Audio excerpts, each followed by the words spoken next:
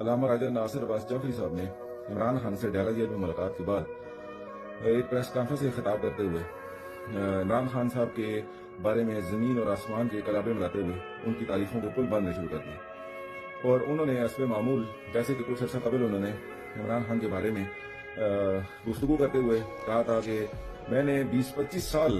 قوم کے اندر زندگی گزاری، بڑے بڑے مراجع، بڑے بڑے مجتہدین اکرام کے ساتھ میں نے زندگی گزاری، لیکن جتنا خدا پر ایمان میں نے عمران خان کا پختہ دیکھا ہے اتنا میں نے آج تک کسی کا بھی نہیں دیکھا۔ اور آج دوبارہ انہوں نے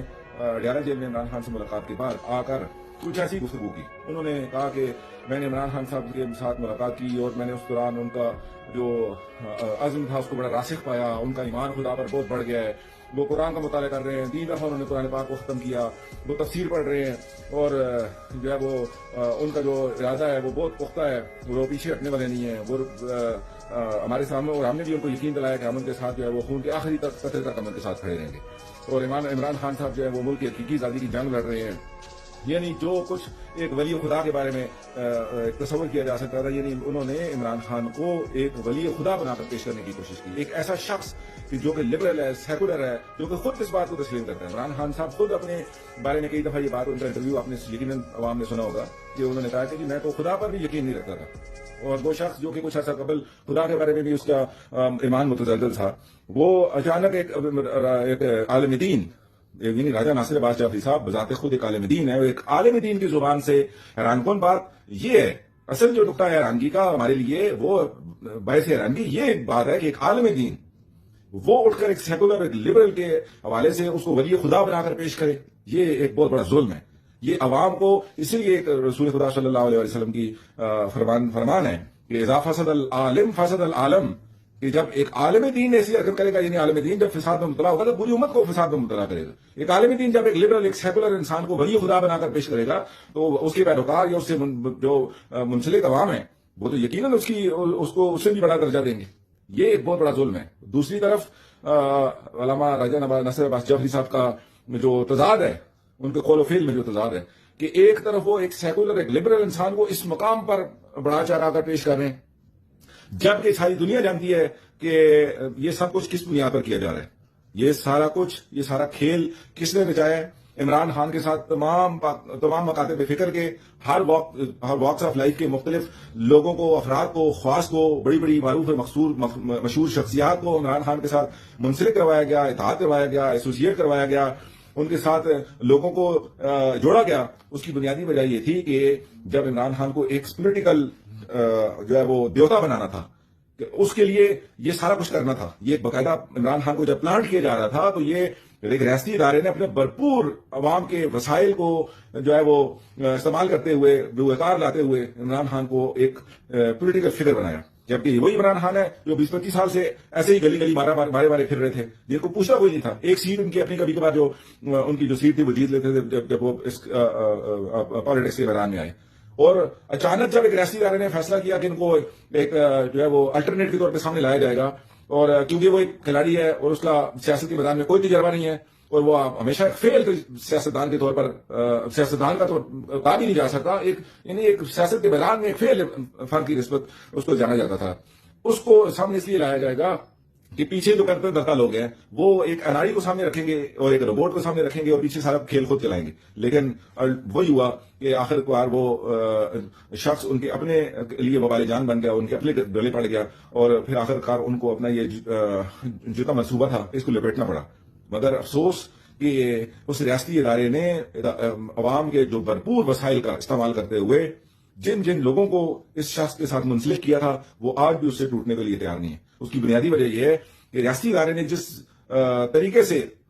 جتنا وسائل کا استعمال کر کے ہر شعبہ زندگی میں اتنی جامع منصوبہ بندی کے ساتھ، یہ پلاننگ کر کے منصوبہ بندی کے ساتھ ان کو، عوام کو ان کے ساتھ جوڑا تھا کہ اب اس سے کئی گنا زیادہ ریسورسز استعمال کر کے اس منصوبے کو ختم کیا جا سکتا ہے، ادروائز بڑا مشکل کام ہے۔ یہ وہ لوگ ہیں جیسے راجہ صاحب ہیں یا مختلف مکاتب فکر کے، تمام مکاتب فکر کے لوگوں میں سے بڑے بڑے علماء کو ان کے ساتھ منسلک کیا گیا، جیسے طارق جمیل صاحب کے حوالے سے آپ نے دیکھا ہوگا، بڑی انہوں نے بھی اسی قسم کی عمران خان صاحب کے بارے میں گفتگو فرمائی کہ آج تک تو ریاست مدینہ کے حوالے سے کسی نے نعرہ بلند نہیں کیا تھا، بات نہیں کی تھی، وہ کیا شخصیت ہے، کیا سحر انگیز شخصیت ہے، کیا کرزمیٹک شخصیت ہے، کیا طلسماتی شخصیت ہے۔ اور یہ سب کچھ کیا گیا، باقاعدہ پلان کیا گیا لوگوں کو عمران خان صاحب کو اس جگہ پر لانے کے لیے. اور دوسری طرف راجہ صاحب کی قول و فعل کا تضاد یہ ہے کہ وہی راجہ صاحب اپنے ایک عام اثر، اپنے ایک کلاس فیلو، وہ شخصیت جو ان کے ساتھ، جس طرح راجہ صاحب کہتے ہیں کہ میں نے درس خارج تک تعلیم حاصل کی، میں نے درس خارج طالب علموں کو درس خارج دیا، اور بڑے بڑے علماء کے ساتھ، بڑے بڑے اساتید سے میں نے درس حاصل کیا. وہی ان کے ساتھ ایک مثل شخص جس نے راجہ صاحب کے اساتید سے درس حاصل کیا، تعلیم حاصل کی، درس خارج کا انہوں نے بھی طالب علموں کو درس خارج دیا. مگر ان کے بارے میں راجہ صاحب نے جس قدر کچھ عرصہ قبل ہرزہ سرائی کی، ان کے خلاف الزامات، توہین، جو کچھ وہ کر سکتے تھے انہوں نے کیا. اور صرف کس وجہ سے کہ اس شخص کے افکار اور نظریات راجہ صاحب کے افکار اور نظریات سے مختلف ہیں. یعنی صرف اور صرف اس شخص کی تفسیر اپنی فہم و فراست کے مطابق ہے، جو کہ راجہ صاحب کی فہم و فراست کے مطابق نہیں ہے. لہذا راجہ صاحب نے ان کو تشیع سے خارج کیا کہ ان کے عقائد اور نظریات جو ہیں، وہ افکار اور نظریات جو ہیں، وہ بالکل تشیع کے افکار اور نظریات سے میل نہیں کھاتے. اور اس کے بعد انہوں نے کہا کہ ان کا جو اتنا بڑا ان کی جو یونیورسٹی تھی، اس کے اندر جو طلاب پڑھتے ہیں، ان کے جو اسٹوڈنٹس ہیں، ان کے بارے میں کہا کہ جی ان کو تو نفسیاتی مریض بنا دیا گیا ہے، ان پر یہ ظلم کیا جا رہا ہے، وہ ظلم. یعنی جو کچھ ایک شخص کسی کے اوپر تہمت، بہتان اور جو ہے وہ دروگوئی کر سکتا تھا، انہوں نے کی. دوسری طرف ایک لبرل، ایک سیکولر انسان کے بارے میں اس قدر ولی خدا بنا کر پیش کرنا، جبکہ اس شخص کے اندر نہ کوئی دین خدا کے بارے میں، نہ کوئی حدیث اور فلسفہ کے بارے میں، نہ کوئی قرآن و سنت کے بارے میں،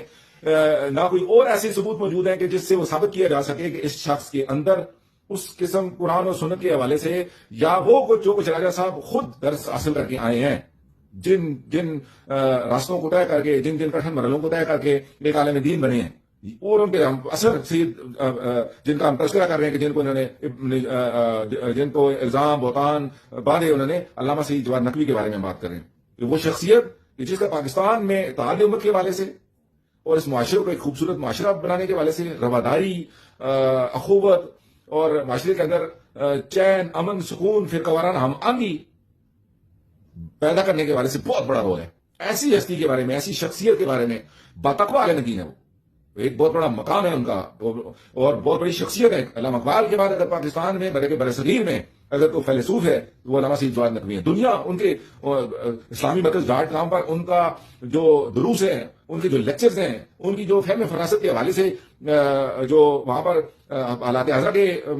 ہر روز جمعہ جو وہ حالات حضرہ کے پروگرام پیش کرتے ہیں، وہ لیکچرز موجود ہیں. اس سے ان کی فہم و فراست، ان کی بصیرت اور ان کے علم اور ان کے شعور، ان کی آگاہی کا اندازہ لگایا جا سکتا ہے، اور ان کے تقویٰ کا اندازہ لگایا جا سکتا ہے، جس کی کوئی ایسا شخص ایسا آج تک علامہ سید جواد نقوی کے بارے میں یہ نہیں کہہ سکتا کہ یہ ایک باتقوا شخصیت نہیں ہے. اور دوسری طرف ایک ایسا لبرل، ایک سیکولر انسان کے بارے میں اس کو ولی خدا بنا کر پیش کرنا، یہ قول و فعل کا تضاد بنیادی طور پر کس وجہ سے ہے؟ یہ ہے وہ اصل راز کہ راجہ صاحب نے دو مختلف جو ہے وہ ویڈیو ریکارڈ کرواتے ہوئے یا پریس کانفرنس کے دوران ایک شخصیت کے بارے میں جو کہ لبرل سیکولر ہے اس کو ولی خدا بنا کر کیوں پیش کیا، اور ایک ایسا شخص جو ایک باتقوا، ایک عالم دین، وہی کو جو کچھ قرآن و سنت کے علوم جو راجہ صاحب نے پڑھے ہوئے تھے اس شخصیت میں بھی پڑھے ہوئے ہیں، اس شخص کو ہرزہ سرائی کی اس کے خلاف، اس کے خلاف تہمت، الزام، بہتان باندھا، جبکہ ان کے کردار سے ساری دنیا واقف ہے. اس کے پیچھے راز کیا ہے؟ اس کے پیچھے صرف ایک راز ہے کہ جب ان لوگوں کو، عمران خان کو ایک دیوتا، پولیٹیکل دیوتا بنانے کے لیے پلان کیا جا رہا تھا، تو لوگوں کو مختلف مکاتب فکر میں، مختلف واکس آف لائف کے لوگوں کو جب ان کے ساتھ، عمران خان کے ساتھ منسلک کیا جا رہا تھا، اور ہر ایک شخص کو، مثلا کوئی شہرت طلب تھا، کوئی مال طلب تھا، کوئی جا طلب تھا، جو جس کی مطالبہ تھا، یا جو جس کے اندر حیث تھی، اس کی پوری کر کے ان لوگوں کے ساتھ جب لگایا گیا،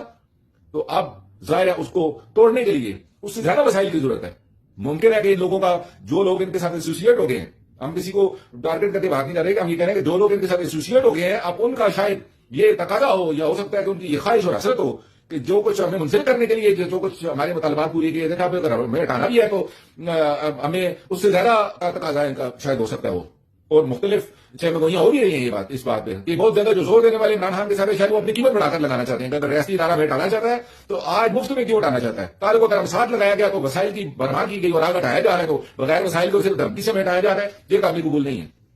اور بالکل یہ درست بات ہے کہ جا طلب، ایک شہرت طلب، ایک مال طلب انسان اگر ایک مال کی وجہ سے کام کرے گا تو دوبارہ اس کام کو چھوڑے گا بھی، وہ کہے گا اس کو یہاں بھی قیمت لگائی جائے. لہذا یہ اور دوسری بات صرف مال کی بات ہی ہو، حوث اقتدار یا شہرت طلبی بہت بڑا ایک بہت بڑا المیہ ہے، بہت بڑا بیماری ہے، بہت بڑی، کہ عمران خان کے ساتھ ظاہر ہے جب منسلک کیا گیا لوگوں کو، عوام بھی منسلک ہوئی، کیونکہ یہ جتنے خواص ہیں ان کے پیروکار ہیں لوگ. اب وہ لوگ ایک تو اس وجہ سے کہ ان کی قیمت لگائی جائے تاکہ وہ چھوڑیں گے، دوسرا ان کو وہ شہرت طلبی کے عمران خان کے ساتھ اس وقت جو لوگ منسلک ہیں، عوام منسلک ہے، ظاہر ہے ریاستی ادارے نے پورے وسائل جھونک کر عمران خان کے ساتھ عوام کو اس کا ایک دیوتا بنایا، دیوتا بنا کر عوام کو اس کے منسلک کیا، اور آج اسے ہٹانے کے لیے بھی اس سے زیادہ وسائل بروئے کار لانے پڑیں گے. لہٰذا آج جو لوگ عمران خان کے ساتھ ابھی بھی منسلک ہے اور اس کو چھوڑنے کو تیار نہیں ہے، جبکہ قومی سلامتی داؤ پر لگنے کا خطرہ ہے، اس کے باوجود اس کی واحد وجہ یہ ہے کہ ان کو یہ پتا ہے کہ آج عمران خان کے جو پیروکار ہیں یا جو اس کے جو فالوور ہیں یا جو عوام ہے، اگر ہمیں ان کے اندر اپنی شہرت حاصل کرنی ہے تو ہمیں عمران خان کے ساتھ کھڑا ہونا ہوگا، تاکہ جو وہ لوگ جو عمران خان کو سپورٹ کرتے ہیں جب وہ ہمیں اس کے ساتھ کھڑا دیکھیں گے تو وہ ہماری بھی سپورٹ کریں گے. وہ اسی طرح اہل سنت کے اندر وہ سنی عالم دین جو اس کے ساتھ عمران خان کے ساتھ اس وجہ سے کھڑے ہیں کہ ہمارے وہ سنی عوام جو عمران خان کو پسند کرتی ہے، عمران خان کے ریاستی ادارے کے وسائل کا استعمال کرنے کے بعد عوام عمران خان کی عاشق بنی تھی، اگر آج ہم عمران خان کے ساتھ کھڑے ہوں گے تو وہ ہمیں مانیں گی. اسی طرح شیعہ عوام کہ وہ شیعہ عالم دین کی مجبوری بن چکی ہے کہ وہ عمران خان کے ساتھ اس لیے کھڑا ہوتا ہے کہ کل بھی میں اس کے ساتھ کھڑا تھا اور عوام بھی ان کے ساتھ منسلک ہو چکی ہے، اور آج عوام تو اس کے ساتھ ہے، کیونکہ اب عوام تو جس کے اندر اس کو دیوتا بنایا گیا وہ ایک دم تھوڑی دور ہوگی. لہٰذا یہ لوگ اس شہرت طلبی کی وجہ سے عمران خان کے ساتھ کھڑے ہیں کہ آج اگر ہم عمران خان کو چھوڑتے ہیں تو یہ عوام ہمیں چھوڑ دے گی. لہٰذا شیعہ علماء کی اپنی مجبوری ہے، سنی علماء کی اپنی مجبوری ہے، تمام مکاتب فکر کے وہ لوگ جو ابھی تک عمران خان کے ساتھ کھڑے ہیں وہ اس شہرت طلبی کی وجہ سے ابھی تک کھڑے ہیں.